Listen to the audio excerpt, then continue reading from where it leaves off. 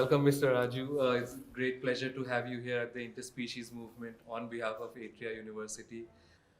Before we jump into your work, that is the Climate Collective and Climate Seeds, I just wanted to know your journey as to how you got into conservation and especially building an ecosystem for startup companies in the conservation field. All right.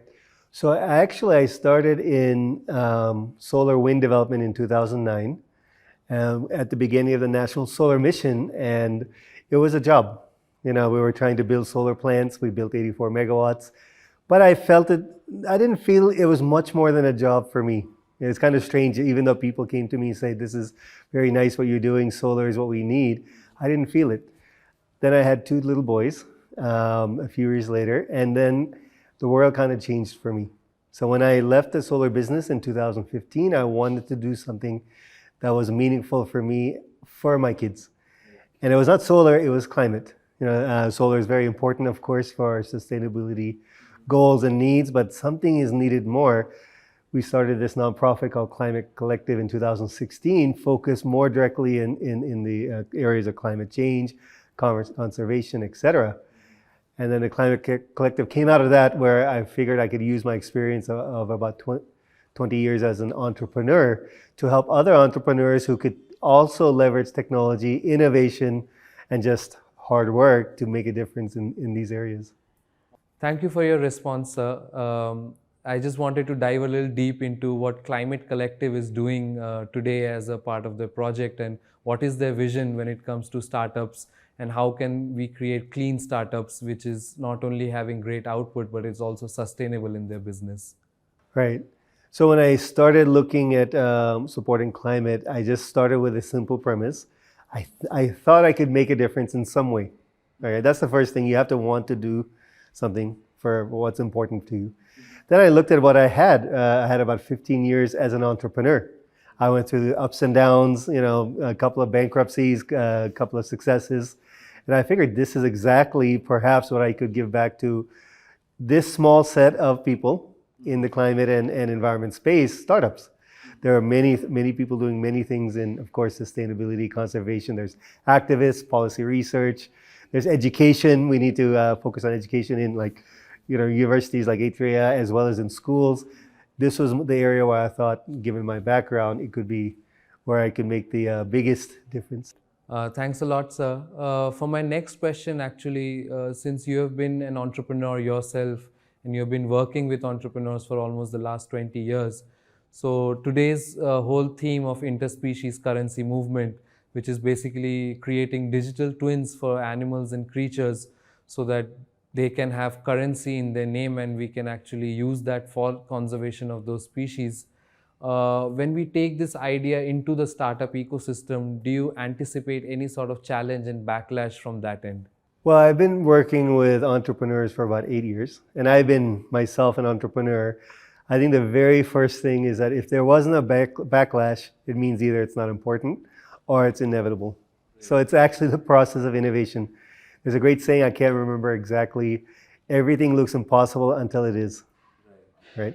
So I don't think that it's the backlash that's the important thing here. I think one of the things that I believe where entrepreneurship or innovation can play is to design different products, design different solutions or way of life, etc.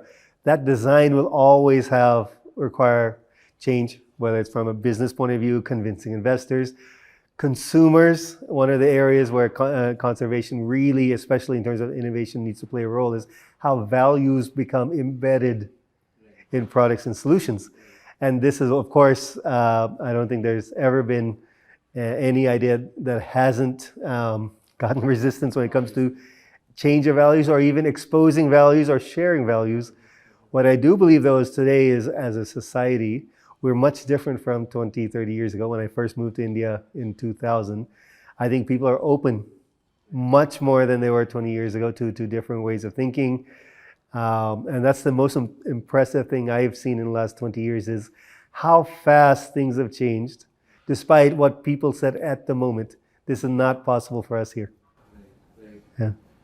Yeah. I mean, I would like to know a little bit more about Climate Collective as a community of how would you call that? Is it a company? Is it a trust? It's a nonprofit. We're an ecosystem builder. So we help early stage clean tech startups and entrepreneurs. And we do it through a whole bunch of initiatives and programs. So we have our standard startup accelerators. So we help startups capacity training, connecting to capital, connecting to clients. We have fundraising platforms. We have policy research. So we help subnationals, especially state governments. Well, how do you, for example, combine the support that state governments today give to startup world, especially increasingly clean tech startups, and make sure it's in sync with green and sustainable policies of the rest of the government. So we do a lot of policy research increasingly in this area as well. We have a lot of events like Climate Startup Week, which lasts 4 years to bring people coming in together.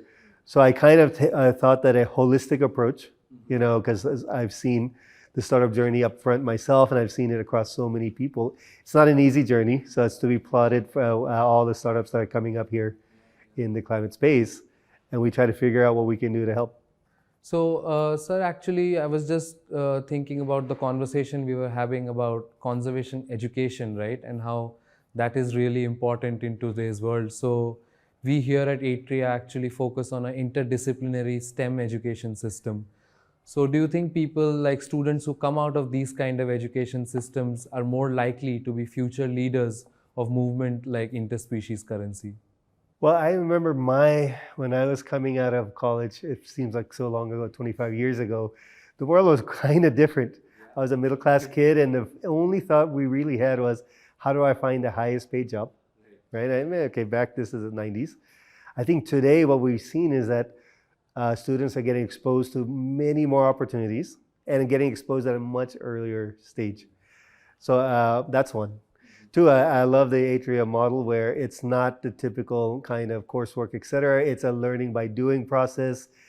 I believe a lot of learning, especially in entrepreneurship, is learning by doing, and innovation. It's hard to teach entrepreneurship. It's not, at least in practice. So I think the model at Atria could be really powerful to get more people interested in environment, conservation, sustainability, but also give skills around entrepreneurship, risk-taking, innovation. And this world really needs more students that have that kind of skill set. It's not a given skill set coming out of universities. It takes a lot of effort. So I do applaud Atria for this.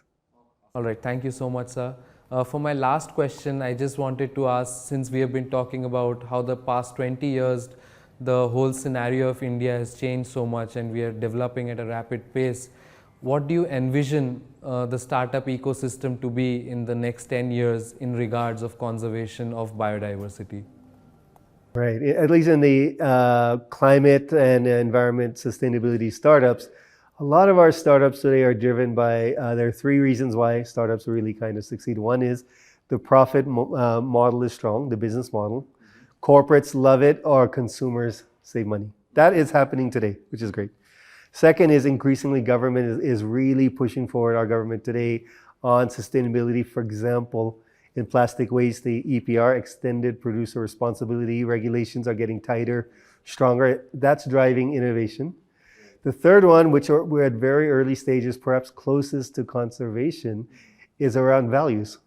Now, we've heard this, that India is a cost-conscious country. So how do you sell something, a product or a service or a solution that is at a premium, even if what it supports, let's say something in the environment, increases the price of the product solution. Now, when I look at the road on a car, the street, I look at cars, the first thing I realize is we're not just a cost-conscious country. We see cars at different price ranges for different needs, et cetera. I think the more these conversations happen, the more that values and sustainability are embedded in what we do, how we consume, et cetera. I think then we're going to see a lot more innovation come in this space, because people, when there's a demand for sustainability, conservation from people, we're going to see innovation come. And so I think the next 10 years is going to be where we move from this initial, here's how startups and clean tech can save you money, reduce water, reduce energy, to here's how consumers and people will take sustainability offerings and solutions because they believe in the value of sustainability, conservation, etc. Yeah, absolutely. Thanks a lot, Mr. Raju. This was a great conversation, and I would love to see you around, and we would love to have you in the campus if you get time any day. Oh, I'd love to. Yeah. Thank you. All